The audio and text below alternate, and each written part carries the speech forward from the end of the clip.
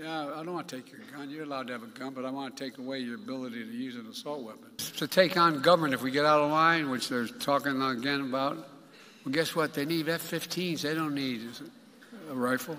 There's never been a time that says you can own anything you want. They can commit crimes pro-abolishing the AFT. Who in God's name needs a magazine which can hold 200 shells? She knew so long as she was denied. They're old ghosts in new garments trying to take us back. It's making it harder for black people to vote.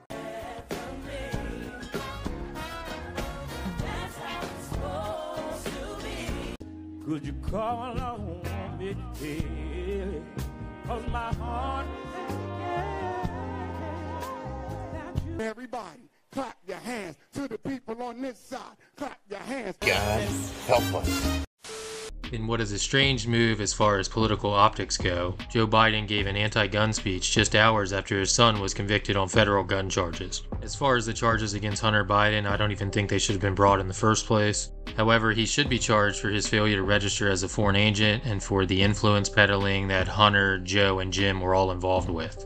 Also, as you watch these clips and Joe Biden's anti-gun stance, keep in mind that the DOJ tried to push a sweetheart plea deal through for Hunter before a judge stopped the plea deal from going through because of how lenient it was. During Biden's anti-gun speech, he said the Republicans want to ban the AFT, and just for the record, the ATF should be dissolved and is unconstitutional. He again made two claims that he's very fond of in these anti-gun speeches. The first is that you could not own a cannon in the early days of America, and the second is that you need an F-15 to overthrow the government and not a rifle. If anyone has a cheap F-15 for sale laying around, let me know.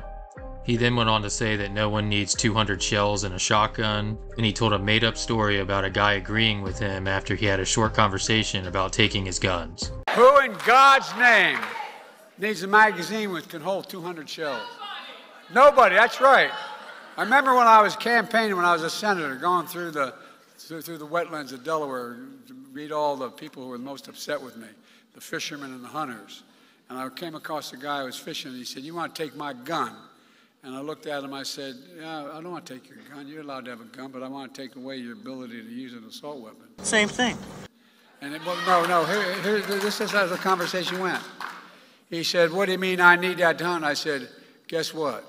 If you need 12 to 100 bullets in a gun, in a magazine, you're the lousiest shot I've ever heard."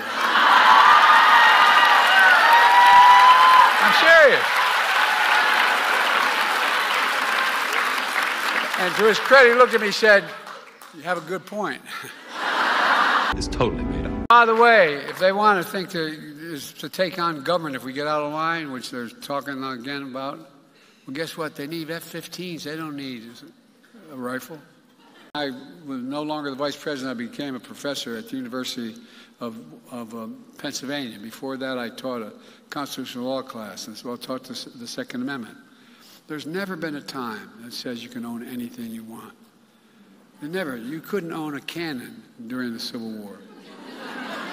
No, I'm serious. Think about it. How many times have you heard this phrase? The blood of liberty. Wash it, though. Give me a break. I have a PhD in military history, and I did a lot of time studying the founders and the founding documents. To my knowledge, there was absolutely no ban tied to the passage of the Second Amendment in 1791. There was no ban associated with that on the purchase of cannons. And so that is the weirdest hill to take a stand on imaginable to me. I don't know where he got this, why he got it, but it's crazy talk. Instead of trying to stop our ban on ghost gun kits that contain these that can commit crimes, they're working like hell to stop it. You can't be pro-law enforcement and say you are pro-law enforcement and be pro-abolishing the AFT. The night before his anti-gun speech, he attended a Juneteenth celebration at the White House. He shuffled around the White House lawn and slurred through his speech as usual, but this event did give us some of the most awkward moments in political history, with Joe Biden trying to fit into the so-called community that he claimed he grew up in. He also brought out one of his favorite made-up political points, claiming that Republicans are trying to prevent black people from voting. She knew so long as she was denied, our freedom can never be secured. These black soldiers were a link in a distinguished line of patriots, enslaved and free, who risked their lives in every war since the founding since the founding of our ideals, and we don't know fully what American soil is. They're old ghosts in new garments trying to take us back. Well, there are. Taking away your freedoms, making it harder for black people to vote or have your vote counted. Closing doors of opportunity. Attacking the values of diversity, equity, and inclusion. If you can believe it, banning books about black experiences. Trying to erase and rewrite history. Now, I could go old school and say, clap your hands, everybody. And everybody, clap your hands to the people on this side. Clap your hands to the people right here. Clap your hands to the people up top. Clap your hands. Watch this.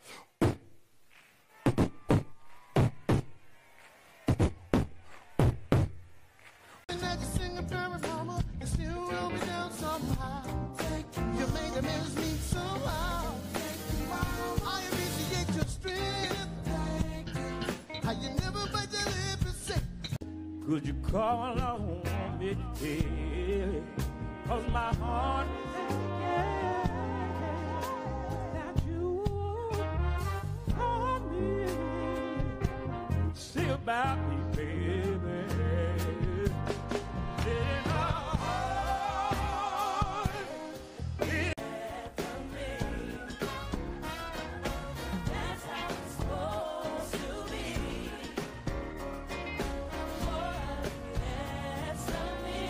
One more time, come on.